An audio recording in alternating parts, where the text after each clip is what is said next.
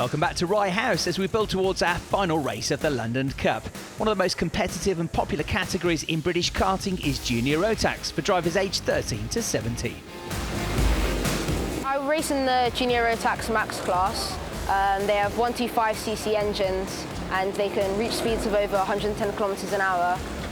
Many things can be changed in these karts, from ride height in the front and rear, the caster and the camber, and you can change the stiffness, and even in the engine, in the carburetor and the gearing, you can change everything pretty much in these cars. And all the casters have single brakes because there's only one rear axle. In Europe you can get front brakes, but they don't allow it in the UK. The main difference between these and normal karts are these are a lot faster, and the amount of change that can be made at these are immense. The speeds that these reach up to are amazing, and just the handling in general. Also, because of these racing tyres on the racing rubber, it means that I get a lot more grip, meaning the cornering speed's a lot faster, enabling me to brake a lot later.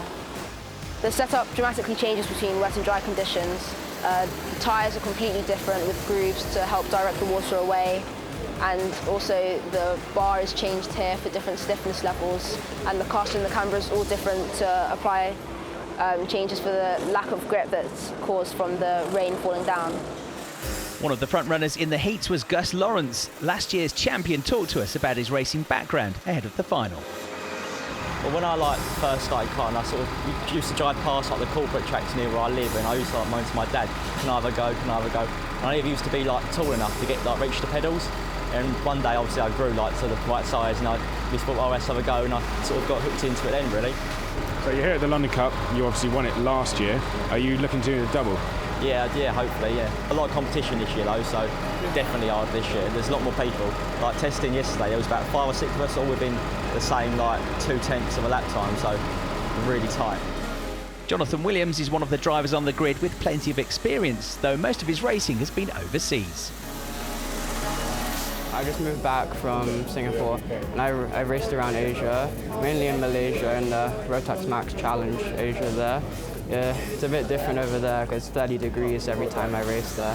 The competition is really different here compared to in Malaysia. I like it better here because there's more bumping, more racing, everything like that. Following the heats, Roberto Ferreira has got some work to do in the final from the 10th row of the grid. I've done a bit of corporate. Done that for about 7 years. I moved on to Rotax this year. So it's my first year in Rotax. It's going fine. Got a few practices down yesterday. There's a few really good drivers. Might struggle with them. Hayden Cater talked to us about his weekend so far after qualifying in the top 10 for the final. Friday, I went out for one session. It wasn't so good. The kart was just too grippy. But Saturday we looked quite fast. And today we're looking quite good as well. Qualifying, we've done well. Everyone's within a tenth of each other. Everyone's faster there, so it's got to be really hard this week. The atmosphere here is really good. Everyone's fair. Everyone gives you enough space. Everyone's just really good to you, really. So this is it, our final race of the 2014 London Cup. Inem Coker and Gus Lawrence on row 1, Aaron Drury and Angelo Prodromo on row 2, Warren Miles and Jordan Brown complete the top 6. So there is Inem Coker, number 48, who was second last year, and alongside him last year's champion, number 58, Gus Lawrence. They're on the front row and they get the race underway. The charge into Stadium Bend. They rev up, 125cc's roar into life, and it's a good start into second place for Aaron Drury, number 97. He tucks in behind Inem Coker. So from the outside of row number 1, Gus Lawrence has been hung out to dry and has lost several places. On board with the 00 plate, Oliver Moss has been carnage there. 89 and 99 come together. Jonathan Williams and Jonathan Campbell and Aaron Bass getting in the mix as well with the onboard camera. There he goes, number 71, getting ahead of Oliver Moss, who got a tap through into the hairpin. So a sad start to the race for Jonathan Campbell, who you can see is mightily frustrated about all of this. But at the head of the pack, out of trouble, is Inem Coker. He leads the way at the end of lap number 1 in kart number 48. Alexander Burford Fuller here with the onboard camera. And just ahead there was a move from number 86, Hayden Cater. He failed to start the race last year, so has already got further into this than he did 12 months ago. Aaron Bass now, he's trying to make his way through with the onboard camera. He's going to gain 1 place here, and he's going to get another one alongside 55, David Shepherd, on the way way into the second hairpin. So he's made up quite a few places at the start of the race. I think it looks like Gus Lawrence has picked up one place, back up into third position. There is running wide, number 38 there. That's Lewis Kent, so he loses a place. And that was to Aaron Bass, number 71 as well. We saw the action from the 00 cart with the onboard camera. And they filter their way through into Stadium Bend. There's 27, which is Alex Burford Fuller, who led the club championships here at this circuit earlier on in the season, still in the mix for the overall club title. He's behind number 79, Ty Mason. And here is Aaron Bass, number 71, a little tap on the rear bumper of number 22, Warren Miles. That sends him out wide. So a bit of contact there, but he got through. And ahead of him now is number 20, Damani Marcano, who started the race in the top 10.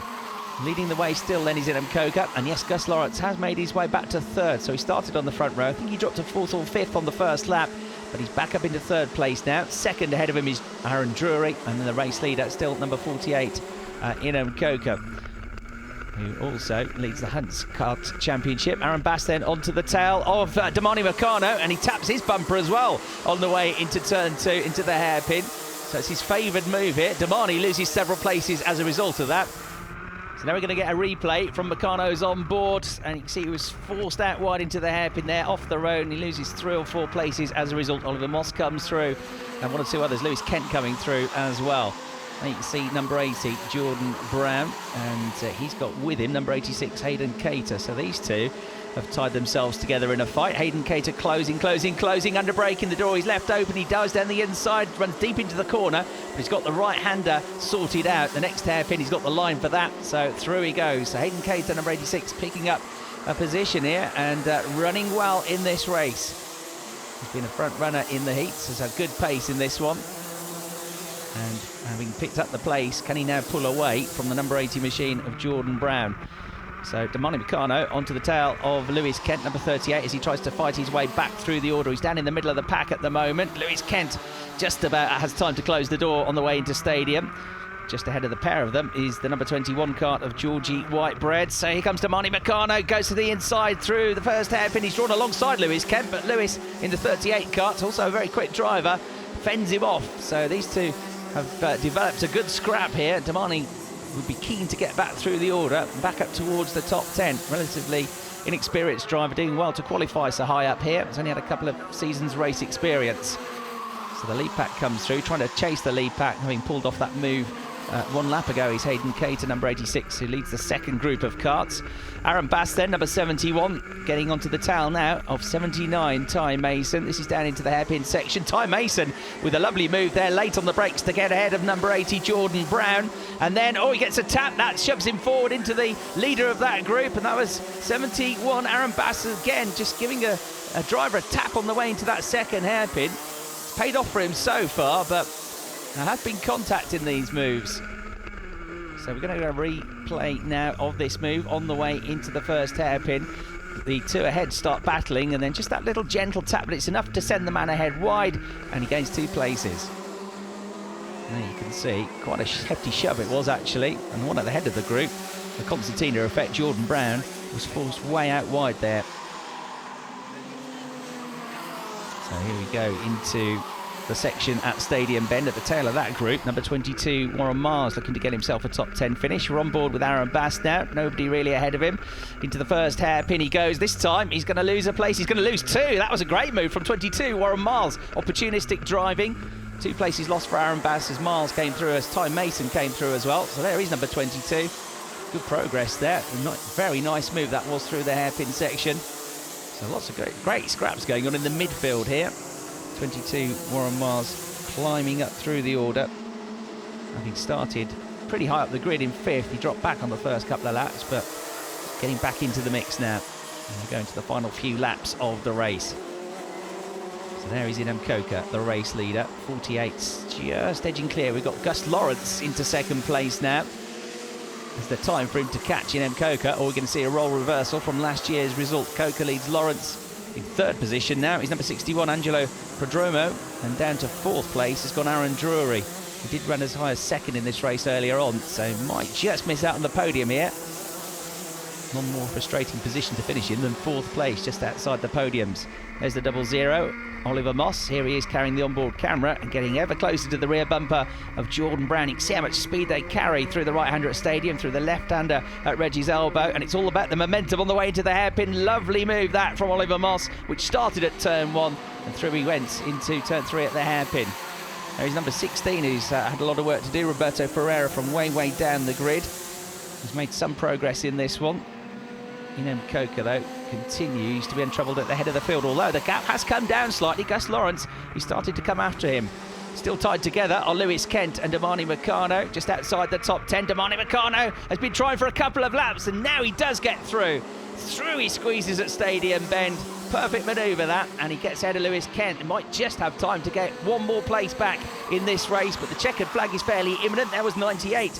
Gianluca Vignali, we saw him with a move there into Stadium Bend. So Inem Coker coming through. He's glancing a bit nervously over his shoulder now. He knows that the gap is coming down. He can sense Gus Lawrence reeling him in. And Gus is taking Angelo Prodromo with him. So the top 3 all within sight of each other. That's a very nice move from Alexander Burford-Fuller, number 27, on the number 22 cart of Warren Miles. Oliver Moss is now with them as well. So these 3 having a great scrap down at the hairpins, and another move there for Oliver Moss as he tries to work his way back through the order in the second half of this race.